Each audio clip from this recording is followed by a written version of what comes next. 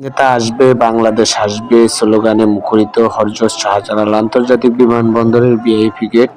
প্রিয় দর্শক, সকাল থেকেই নেতাকর্মীরা এখানে এসে উপস্থিত হয়েছেন তারেক রহমান আসা উপলক্ষে।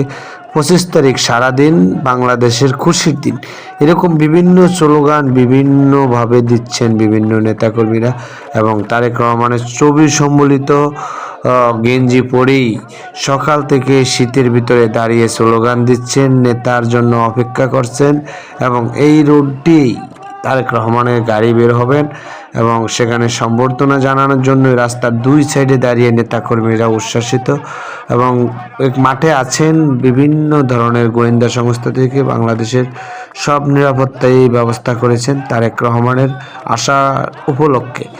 এখানে নেতৃবৃন্দরা চেষ্টা করছেন কর্মীদেরকে শান্ত রাখার জন্য এবং রাস্তার সাইডে দাঁড়িয়ে তাকে সম্বর্ধনা জানানোর জন্যই অপেক্ষা করছেন।